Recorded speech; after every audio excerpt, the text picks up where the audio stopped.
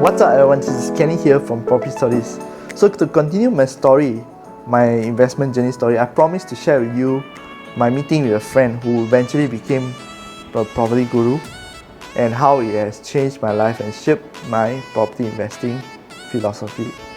So the story goes like this. Oh yeah, before I go on, please do not ask me who's this person. I will not tell you. Okay? Okay, let's go on to the next one. So why did I seek this person out? Number one, I think I was second guessing my choice. I bought Titiwangsa Sentral, right? So I was thinking, was that the right entry price? Was that the right choice? You know buyer's remorse? Yes, I'm sure many of you had it before with anything, not just property. When I bought it, I was like, okay, whether make it make money or not. And when I bought it, I thought I was like, oh my god, I think it's euphoria of the moment, of the time. So just buy and then justify that with logic. Sounds very familiar, right? Sounds like a lot of people out there, right? Sounds like a lot of you out there, right? Buy the property first without thinking, oh, because the price is right, and then justify, oh, this property has high rental yield. The agent told me that they're gonna build a township here, they blah blah blah, they're gonna build a MRT station here. Well, we are all humans, right? We are all emotional creatures, so I don't blame you. I did that myself. Bought Titiwangsa Sentral, then after that, did I make the correct decision or not? Okay, so long story short, I went to meet him and he shared a few tips, but there's one thing that I always remember. If you want to buy a property, first thing that you do is to compare and compare. Compare what? Compare the criteria between development versus development. Like for example, Titiwangsa Sentral, what does it have? Titiwangsa Sentral have a walking distance to LRT station, LRT and monorail, Titiwangsa station, okay? It has amenities around, which is shops, and then they have also like hospitals around. We have a KPJ and also HKR there. So these are your target tenants now. Compare. So let's just say if you want to buy another development B, what does it have compared to Titiwangsa Sentral? And Titiwangsa Sentral, the rental can command this price because of these factors that they have. Can you find another nearly similar development that can match Titiwangsa Sentral? That's it.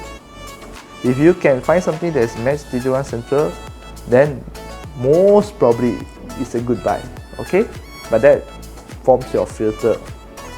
Compare. That's what the biggest takeaway point that I took and applicable right until now.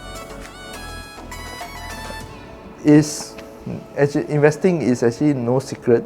There's not much secret there, especially properties. Properties is there and they have not much numbers. It's actually a very boring investment, and it should be boring. If you want some excitement or if you want something that is really make your heart racing, go and trade stocks or go and gamble or something like that. But investing should be slow and steady, especially property. So over the years, I take this concept, right?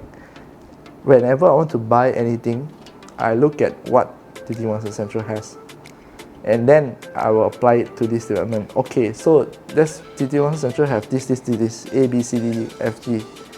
So this building have A, B, C, D, don't have F and G or E, F, G, or roughly similar. So I will expect the rentals to be the same. That is how you do it. You just identify the patterns of what made your first investment successful or failure. You learn a lot from failures. I'll come to that later. I also learned a lot from failures. For in this case, I was lucky. I was just lucky when that time in 2010. I was lucky. So I bought this Titiwangsa Sentral 2010, and no matter what now, I try to replicate whatever that is in that development to all the developments that I want to buy. Then I see whether it's worth the price or not. The next one is the price, that entry price. If you go in at too high, that it doesn't make any sense.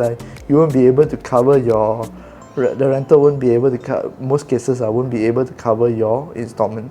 But if you go in at a reasonable price, which is a low price, and the rental that you get maybe can cover your installment. Nowadays, you have to look hard to get the properties where the rental can cover the installment. Okay, but they are out there, so you just need to look harder. That's it for me for today. That's my experience meeting this friend of mine. So I would like to end this and say that we can continue next one, where I will share you my second property investment.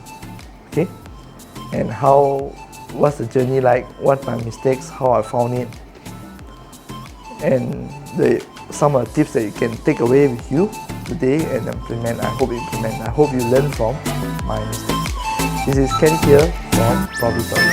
Bye bye.